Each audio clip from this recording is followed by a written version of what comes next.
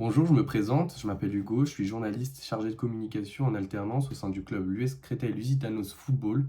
C'est un club qui évolue en National 2, ce qui équivaut à la quatrième division française de football. Comme j'ai pu le dire précédemment, je suis journaliste et chargé de communication, donc j'effectue deux types de tâches. Dans l'aspect communication, je fais tout ce qui est affiche de match, visuel pour le club, visuel de rencontre, visuel tout court en réalité, mais j'effectue également des visuels pour le magazine. Cette année, j'ai pu me développer sur la suite Adobe. Au départ, je ne connaissais que Premiere Pro, car je suis journaliste. C'est un logiciel que j'avais eu l'habitude d'utiliser, car j'effectuais des reportages. Mais cette année, j'ai eu la chance de découvrir InDesign et Photoshop, deux logiciels qui m'ont permis de réaliser ceci et ceci. À l'endroit, c'est meilleur. Donc, comme j'ai pu vous le montrer ci-dessous, ce sont un magazine et un avant-match. Commençons par l'avant-match.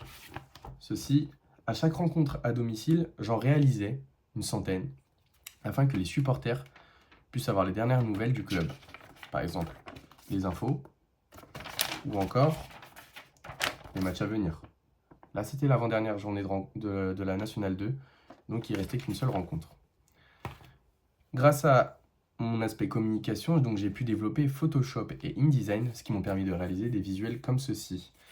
De base, en journalisme, nous n'avons pas l'opportunité de toucher à ces logiciels-là, mais grâce à cette alternance, j'ai pu me développer et accroître mes connaissances dans la suite Adobe que maintenant je maîtrise pleinement. Pour ce qui concerne le magazine, ce qui est ma plus grande fierté de cette saison, j'en ai réalisé 3.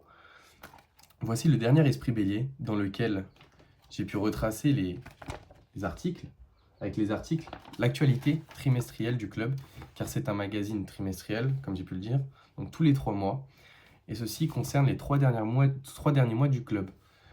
Dans celui-ci, j'ai pu retracer de nombreuses choses, avoir des interviews avec des gens du club, comme l'entraîneur, le directeur général, et même d'anciens joueurs dont j'en suis particulièrement fier, à savoir Arnaud Nordin, qui est un joueur qui évolue en Ligue 1, ce qui équivaut à la meilleure division de football en France.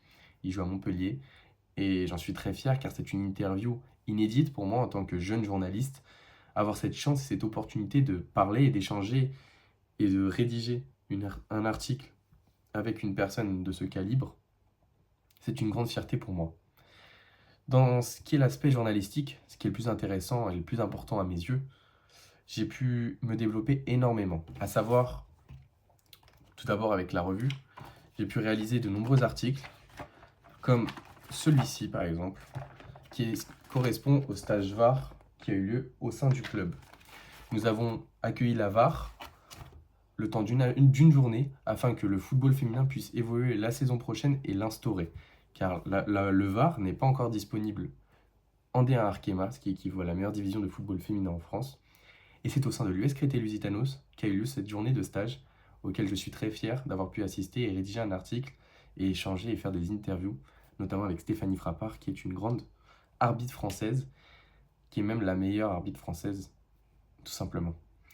Donc j'ai pu réaliser des interviews inédites, comme j'ai pu vous le dire précédemment, des conférences de presse à chaque fin de match, avec le coach, avec des joueurs. Chaque semaine, il y avait une interview hebdomadaire avec un des joueurs dans l'effectif qui serait présent dans le groupe pour la rencontre. Et à chaque match également, je faisais des vidéos journalistiques, des résumés de match en quelque sorte, dans lesquels je revenais sur les moments forts de la rencontre, de la journée, à savoir des coups d'envoi fictifs, des animations à la mi-temps, et même j'étais au plus proche des joueurs. J'avais les sentiments, les émotions, et je les retransmettais à travers mon écran, que je diffusais après sur les réseaux sociaux, ou YouTube, Instagram, ou encore TikTok. Cette année, j'ai pu me développer énormément, comme j'ai pu le dire.